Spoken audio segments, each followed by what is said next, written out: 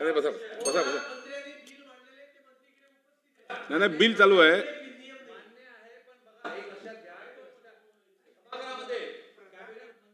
तरी हजर राहणं गरजेचं आहे. अध्यक्ष माझं तुम्ही रुलिंग द्या. हे नाही का अध्यक्ष माझं रुलिंग द्यावं.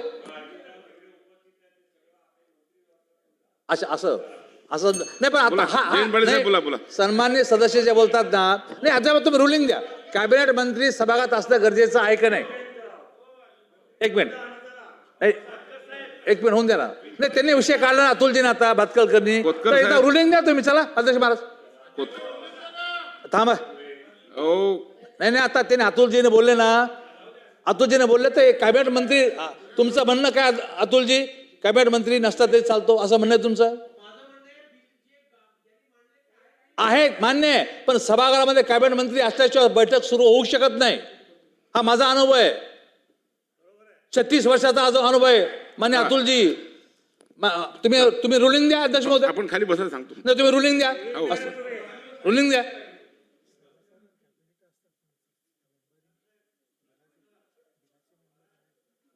चला ठीक आहे, त्यांना बोलून ठेवा. चला चला बघा बघा, वरचे सभागृह सुरू आहे, खालचे सुरू आहे. मंत्री आतापर्यंत कॅबिनेट मंत्री होते, ते त्यांना बोलावलं पाठवलं, ते पण येतील. पण सभागृहामध्ये बिल ज्यांनी मांडलं आहे त्या बिलावर चर्चा सुरू असल्याने हे बिल चालू ठेवावं. नाही नाही ठीक आहे. सभागृह सुरू असताना कॅबिनेट मंत्री सभागृहात पाहिजे की नाही पाहिजे याचं रुलिंग तुम्ही मला द्या अध्यक्ष महाराज. अरे बाबा, आता त्यांना बोलायला पाठवलं, येतील. चला पुढे असं जाऊया म्हणा, आपण. हो. असं म्हणा तुम्ही.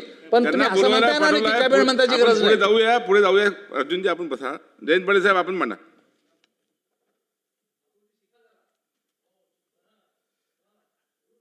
तसं अरे आता बसून बोलू नका प्लीज. राजू खरेजी, अर्जुनजी बस. चला पाटील साहेब सुरू करा.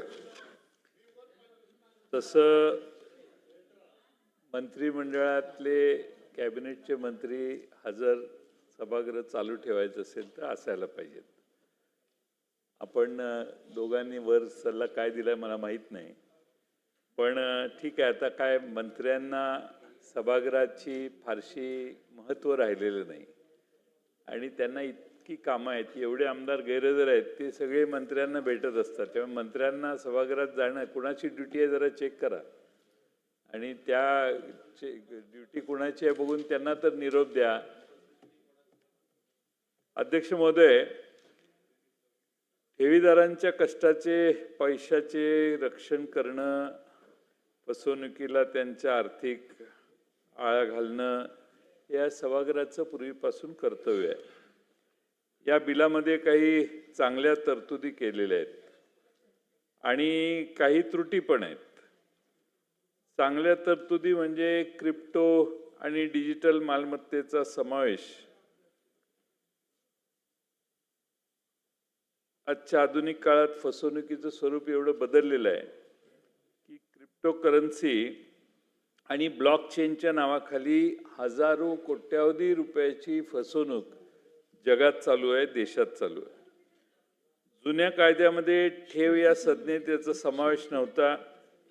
डिजिटल मालमत्तांना या कायद्याच्या कक्षेत आणण्याचा घेतलेला निर्णय हा अतिशय कौतुकास्पद आहे, अतिशय चांगला निर्णय आहे. दुसरा एक महत्त्वाचा प्रोव्हिजन आहे, न्यायालयाला दिरंगाईला चाप आणण्याचं काम आपण केलेलं आहे. आणि आर्थिक घोटाळ्यामधले अनेक निर्णय हे वर्षानुवर्ष रेंगाळलेले असतात, तारीख पे तारीख पडत असते. भारतीय नागरिक सुरक्षा संहिता 2023च्या धर्तीवर विशेष न्यायालयामध्ये 2 पेक्षा जास्त तहकुबी न देण्याची आणि अपवादात्मक परिस्थितीत अजून एक तरतूद तहकूब देण्याची व्यवस्था झालेली आहे. खरं म्हणजे हा निर्णय हा सगळ्या न्यायालयांना लागू केला पाहिजे. हायकोर्टाला विचारलं तर हायकोर्ट म्हणतं आम्हाला अभ्यास करून यावं लागतं, आम्हाला सगळ्यांचं ऐकून घ्यावं लागतं. आज महाराष्ट्रामध्ये किती पेंडन्सी कोर्टात आहे याचा अभ्यास केला तर कदाचित तालुका कोर्टापासून हायकोर्टापर्यंत काही कोटी दावे असतील आणि एक दावा म्हटल्यावर इकडचे 4 जण अडकले असतात, इकडचे 2-4 जण अडकले असतात. म्हणजे 15 कोटी लोकसंख्या असेल तर 7-8 कोटी लोकसंख्या वेगवेगळ्या डायरेक्ट इनडायरेक्टली या सगळ्या कोर्टातल्या केसेसमध्ये अडकलेली असते. आणि त्यामुळं अध्यक्ष महोदय ही एक चांगली तरतूद या बिलात केलेली आहे. दुसरं, बोगस अपिलांना आळा करण्यासाठी आपण 50% सक्षम प्राधिकाराकडे जमा रक्कम केल्याशिवाय पुढचं अपील करता येत नाही, अशी प्रोव्हिजन चांगली केलेली आहे. काळा शर्ट आज काही निषेध आहे काय? पण अशी तरतूद ही या बिलात केलेली आहे, ही चांगली तरतूद केलेली आहे. पण विधेयकात काही त्रुटी पण आहेत आणि ती म्हणजे अध्यक्ष महोदय ही क्रिप्टोकरन्सी आभासी असते आणि अध्यक्ष महोदय अमूर्त डिजिटल कॉइन्स आपण जप्त कसे करणार? त्याचे पासवर्ड किंवा प्रायव्हेट की जी काय असेल ती आरोपीकडून हस्तगत कशी करणार? आणि पोलीस दलाकडे याचं स्पेशलायझेशन आहे का? किंवा सायबर सेलकडे आवश्यक ते तांत्रिक मनुष्यबळ आहे का? प्रशिक्षण आणि फॉरेन्सिक टूल्स उपलब्ध आहेत का? जर नसतील तर मग हा कायदा अध्यक्ष महोदय कदाचित कागदावरच राहण्याची शक्यता आहे.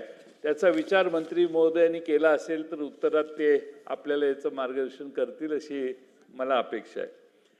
अध्यक्ष महोदय, विशेष न्यायालयांची अपुरी संख्या हा एक दुसरं चॅलेंज आहे.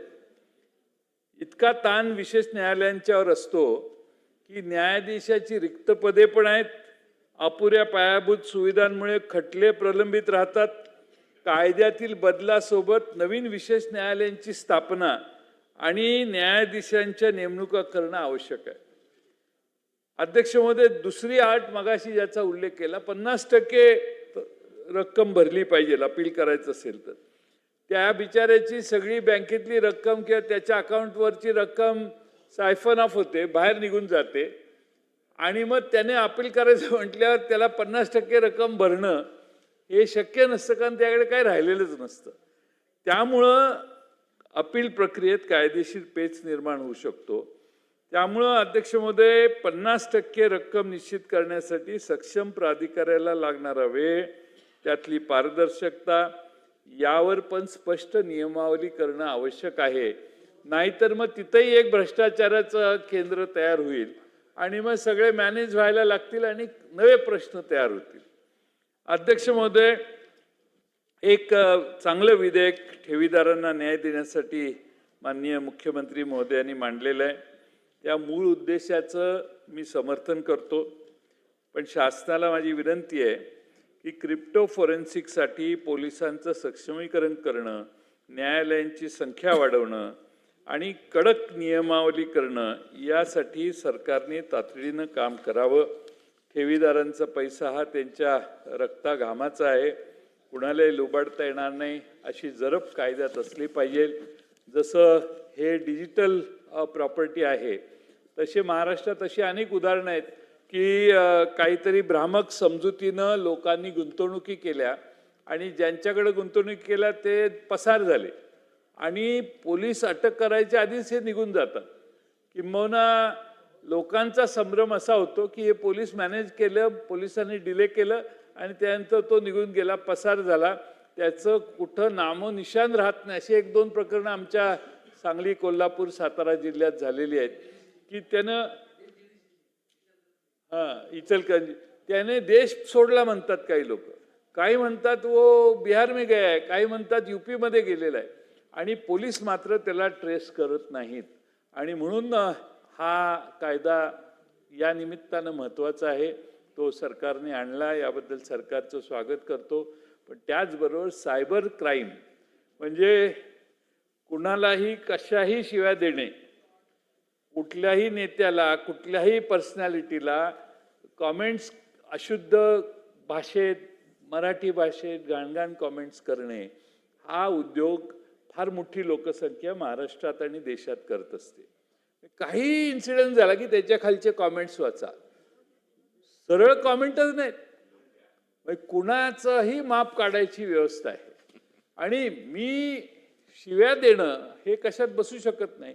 त्यामुळं हे पोलीस डिपार्टमेंटमध्ये आपण तरुण आहात, होतकरू आहात, रामदास कदमांचा तुम्हाला वारसा आहे, त्यामुळं तुम्ही याच्यात लक्ष घातलं तर अशी फालतू कमेंट करणारे लोकांना तिथल्या स्थानिक पोलीस स्टेशनचा पोलीस जाऊन आत घालून 24 तास आत ठेवायची तरी प्रोव्हिजन करा.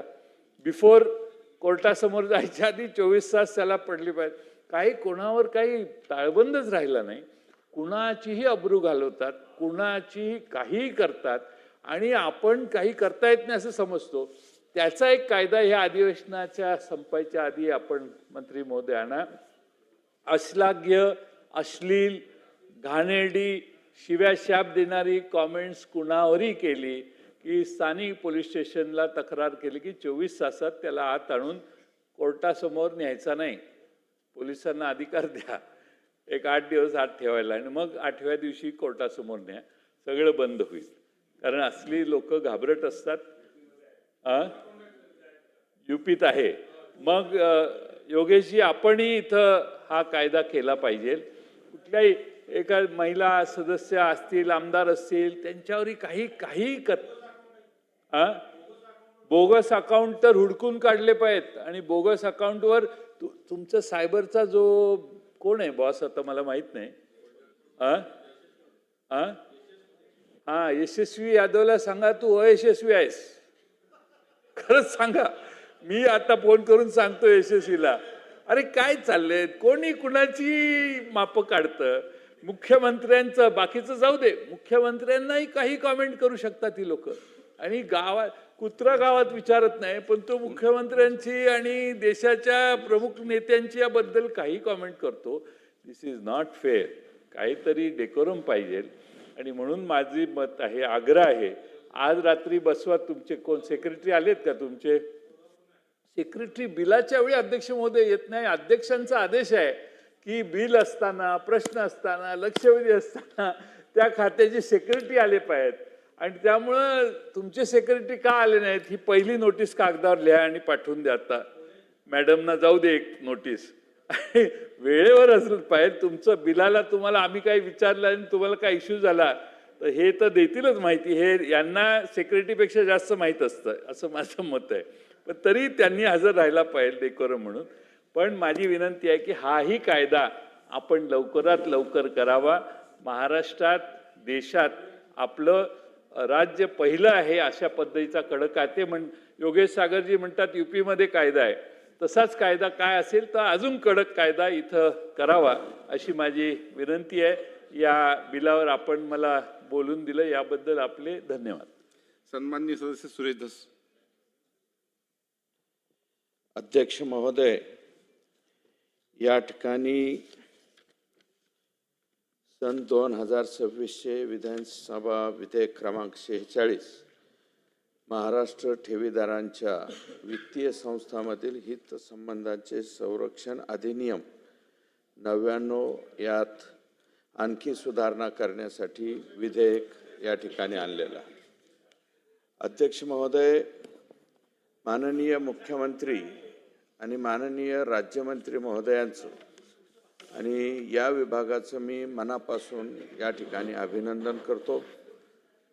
या अतिशय चांगली तरतूद ही गुप्तचलन, क्रिप्टोकरन्सी, डिजिटल नाणी आणि वेगवेगळ्या प्रकारच्या ठेवी, मग त्या सहकारी पतसंस्था असतील, मल्टी स्टेट कॉपरेटिव्ह, याचा सुद्धा म्हणजे याचं उत्तर आम्हाला हवं आहे अध्यक्ष महोदय. कारण मल्टी स्टेट कॉपरेटिव्हचं रजिस्ट्रेशन हे केंद्र सरकार त्या ठिकाणी करतं आणि राज्य सरकारच्या सहकार आयुक्ताला